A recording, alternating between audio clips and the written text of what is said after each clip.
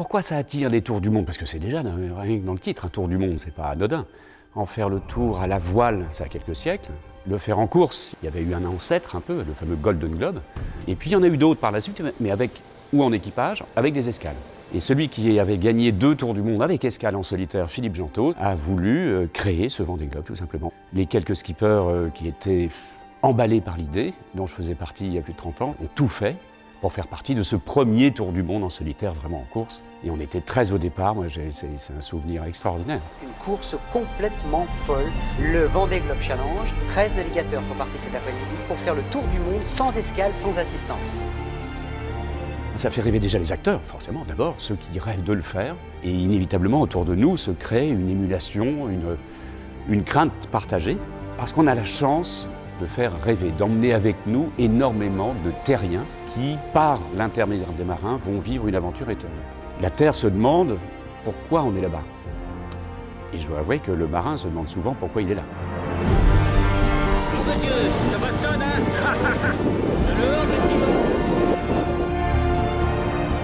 Donc, il y avait une notion peut-être encore plus d'aventure qu'aujourd'hui, parce que pas de limite, parce que beaucoup de découvertes, parce que les fameux, il y a plein de psys qui disaient qu'on allait rentrer complètement fou.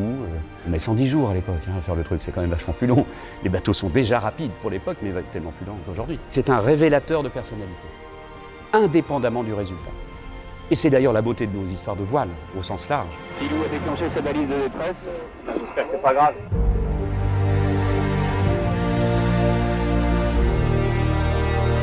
C'est mon premier tour du monde. Je vois le favori, le mec le mieux préparé à l'entrée de l'enfer. Hein. On est à l'entrée de l'océan Indien et avant le Pacifique, donc juste avant qu'on arrive dans les emmerdements, l'un des meilleurs est déjà à l'envers.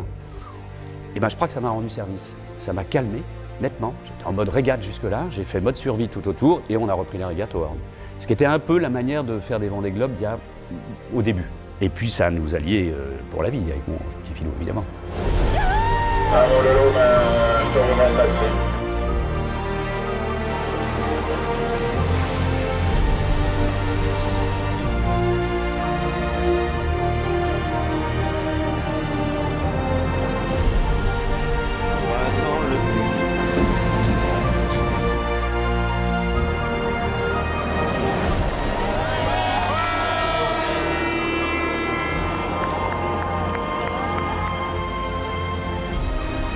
Cette culture du voyage, de l'aventure, de l'horizon qui nourrit en permanence les marins qui ont la chance de pouvoir le faire, mais aussi tous les terriens qui se disent qu'ils ne le feront jamais, mais qui, grâce aux marins, vont malgré tout dans leur tête faire un tour du monde.